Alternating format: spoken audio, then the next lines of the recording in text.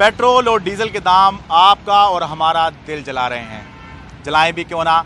दिल्ली के अंदर पेट्रोल के दाम 91 रुपये लीटर पार हैं, डीजल के दाम 81 रुपये लीटर पार हैं और कुछ शहरों में तो पेट्रोल के दाम 100 रुपये लीटर पार जा चुके हैं। लेकिन इस सब के बीच में केंद्र सरकार का खजाना पेट्रोल डीजल पर लगने वाले टैक्स से ज़बरदस्त तरीके से, अभूतपूर्व तरीके से भर चुका है।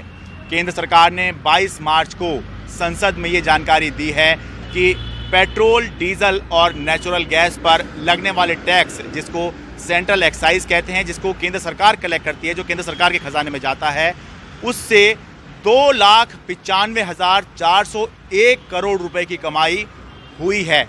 वो भी पहले 10 महीने में, यानी कि अप्रैल से लेकर जनवरी तक।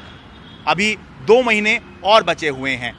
इसको आप समझना हो कि ये आंकड़ा कितना बड़ा है, तो इसे इस तरह समझिए कि 2014-15 में केंद्र सरकार की जो कमाई हुई थी सेंट्रल एक्साइज से, पेट्रोल, डीजल और नेचुरल गैस पर सेंट्रल एक्साइज लगाकर, टैक्स लगाकर, वो थी 74,158 करोड़ रुपए।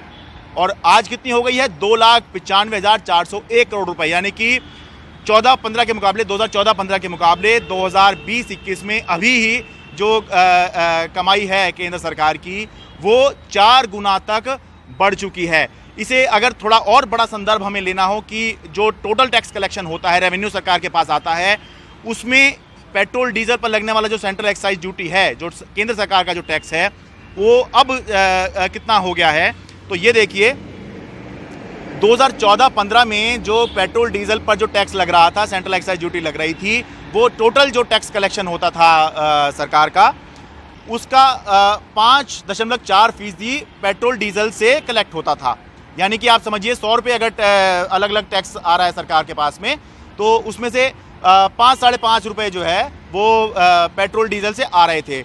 लेकिन अब इस साल में अभी तक पहले 10 महीनों का जो रिकॉर्ड है वो बता रहा है कि टोटल जो टैक्स कलेक्शन है वो 12% से ऊपर हो गया। यानी कि 100 रुपये में से अब 12 रुपये जो है वो केंद्र सरकार पेट्रोल, डीजल और नेचुरल गैस पे जो टैक्स लगा रही है उससे कमा रही है।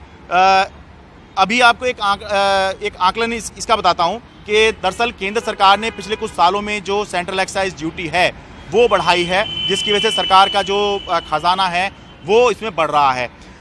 1 अप्रैल 2018 को जो सेंट्रल एक्साइज ड्यूटी केंद्र सरकार लगा रही थी पेट्रोल पर, वो थी 19 रुपये 48 पैसे प्रति लीटर। लेकिन आज के समय में ये सेंट्रल एक्साइज ड्यूटी जो है वो 32 रुपये 90 पैसे प्रति लीटर हो गई है। यानी कि जो आज 91 रुपये अगर आप दिल्ली में पेट्रोल खरीद रहे हैं 91 रुपये से ऊपर, तो उसमें करीब 33 रुपये मान के चलिए कि केंद्र सरकार को सीधे जा रहे हैं सेंट्रल एक्साइज के तौर पर।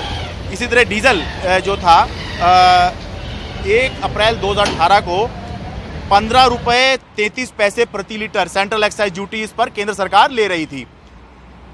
आज जो है 31 रुपये 80 पैसे प्रति litre central excise duty diesel के ऊपर केंद्र सरकार ले रही है। तो केंद्र सरकार का जो खजाना है वो इससे बढ़ रहा है। और 2,95,401 करोड़ रुपए का जो आंकड़ा है, इसका थोड़ा और बड़ा मैं आपको संदर्भ बताऊं तो आप ये देखिए कि बहुत से लोग सोच रहे हैं कि इस साल कोरोना था, लॉकडाउन था, जिसकी वजह से सरकार की आमदनी जो है वो घटी है। लेकिन हकीकत आपको बात बताऊं कि सरकार की आमदनी लॉकडाउन के बावजूद पिछले साल के मुकाबले बढ़ गई है। ये देखिए, हाँ, 2019-20 में केंद्र सरकार ने जो सेंट्रल एक्साइज ड्यूटी लगाकर जो टैक्स की कमाई की, पेट्रोल, डीजल और नेचुरल गैस पर जो टैक्स लगाया था, वो थी पूरे 1 साल के अंदर 2,03,010 करोड़ रुपए। यानी 2 लाख करोड़ रुपए आप मोटा आप मान के चलिए पूरे साल के अंदर उन्होंने कलेक्ट किए थे। लेकिन अभी पहले 10 महीनों में लॉकडाउन के बावजूद, जब लोग अपने घरों में थे, सारे काम धंधे बंद हो गए थे, इकॉनमी बिल्कुल बैठ गई थी, उसके बावजूद भी अभी पहले 10 महीनों में केंद्र सरकार की कमाई 2,95,401 करोड़ रुपए अभी ही हो चुकी है। करीब 3 लाख करोड़ रुपए मान के चलिए कि पिछले साल के मुकाबले 1 लाख करोड़ के करीब तो हर हाल में इस साल ज़्यादा टैक्स कलेक्शन केंद्र सरकार करने वाली है। तो इससे पता लगता है कि केंद्र सरकार के इस खजाने पर कम से कम कोरोना का कोई इफेक्ट नहीं नजर आ रहा, बल्कि पहले से ज़्यादा ऐसा लग रहा है। अगर इसको देखेंगे तो ऐसा लग रहा है कि इकॉनमी जो है वो बहुत तेज़ी से आगे बढ़ रही है, क्योंकि पेट्रोल डीजल पर जो टैक्स है वो ज़बरदस्त तरीके से बढ़ रहा है। सर मैं अपनी लाइफ में 25 रुपये से स्टार्ट किया था। पेट्रोल का रेट देखना? पेट्रोल का रेट देखना नहीं, डलवाना गाड़ी में। हाँ हाँ। ये मेरे ख्याल से 2004 के आसपास की बात होगी। अच्छा। और 25 रुपये से आज ये इतने पे आया। लाइफ टाइम हाई है। ये लाइफ टाइम हाई है। जितना अब हो चुका, अब तो गाड़ी चलाने का मन भी नहीं कर रहा, मजबूरी में निकाल के लेके आनी पड़ती है। कोई इमरजेंसी काम है तो लेके जाना पड़ रहा है। इतना तेल महंगा हो गया तो मजबूरी है, और इतना होना नहीं चाहिए जिस हिसाब से कर रखा है सरकार ने। ये मतलब आपको क्या लग रहा है कि केंद्र सरकार ने महंगा कर रखा है या राज्य सरकार ने कर रखा है? केंद्र सरकार के हाथ है सब चीज़, राज्य सरकार के हाथ में क्या है? कुछ भी नहीं है बेचारी के हाथ में। इतना महंगा पेट्रोल नहीं देखा, इतना महंगा हर एक सामान महंगा हो रहा है पेट्रोल महंगा होने से। क्या लग रहा है, केंद्र महंगा कर रहा है या राज्य महंगा कर रहे हैं पेट्रोल या डीजल? दोनों ही, मेरे को तो दोनों लगता है। दोनों लगता है। हाँ जी। हाँ। हालांकि ये बात भी सही है कि पेट्रोल डीजल या नेचुरल गैस अगर महंगे हो रहे हैं तो इसमें हाथ केवल केंद्र सरकार का नहीं है, क्योंकि राज्यों का भी अपना जो टैक्स है, जो वैट है, अपनी व्यवस्था है, वो वहाँ पर लागू होती है। तो जैसे राज्यों का है, आंध्र प्रदेश है, वहाँ पर 31% वैट लगाया जा रहा है, साथ में 4 रुपये लीटर और एक्स्ट्रा उसके ऊपर वैट लगाया जा रहा है।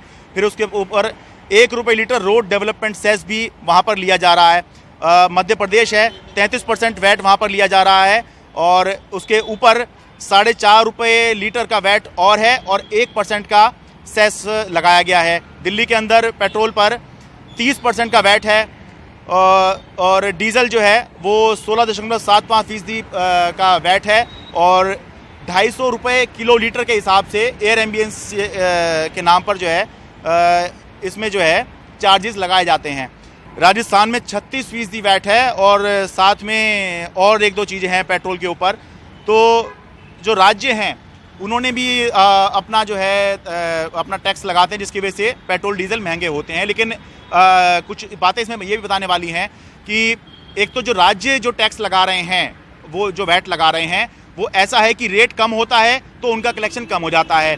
पेट्रोल डीजल का रेट अगर ज़्यादा होगा तो राज्यों का जो कलेक्शन है टैक्स का, वो ज़्यादा हो जाता है, क्योंकि ये परसेंट के हिसाब से लगता है। लेकिन केंद्र सरकार का जो सेंट्रल एक्साइज ड्यूटी है, वो रेट कम हो जाए तब भी उसका कलेक्शन उतना ही रहता है, और रेट ज़्यादा हो जाए तो भी उतना ही रहता है, क्योंकि वो एब्सोल्यूट टर्म में उसके ऊपर पैसों के हिसाब से लगाया गया है। जैसे अब अभी पेट्रोल पर 32 रुपये 90 पैसे है, तो वो रेट कितना भी हो जाए ऊपर नीचे, वो उतना ही कलेक्ट होता है।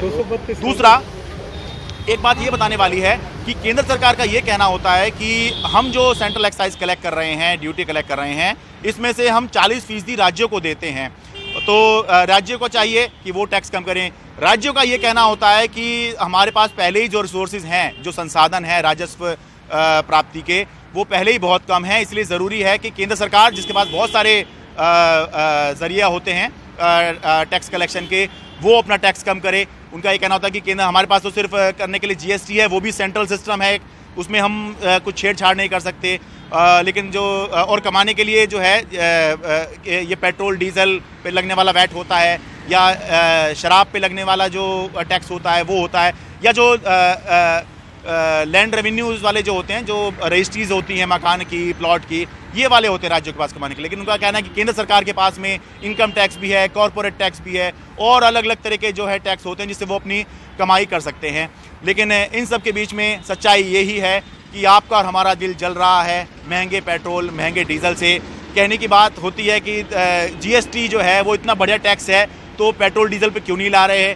तो और दोनों जब बात होती है तो कुछ ना कुछ तो कह दिया जाता है। जैसे राज्य हैं, आप राज्यों से पूछिए, उनका कहना होता है हाँ ठीक है, हम तैयार हैं। लेकिन अगर सब तैयार है तो जीएसटी के तहत जो है जो पेट्रोल डीजल हैं वो क्यों नहीं आ रहे हैं? जीएसटी के अंदर जो हाईएस्ट स्लैब होता है वो 28% का होता है, लेकिन अभी जैसे पेट्रोल है उस पर तो 100% से भी ज़्यादा का टैक्स लग रहा है। अगर जीएसटी के दायरे में आ जाए तो निश्चित रूप से सस्ता हो जाएगा। लेकिन सब जानते हैं कि कोई जो है नहीं करना चाहता पेट्रोल और डीजल को सस्ता, क्योंकि ये जो हैं सरकारों की कमाई के साधन होते हैं। दिल्ली से अपने कैमरा सहयोगी एन रवि के साथ मैं शरद शर्मा, एनडीटीवी इंडिया।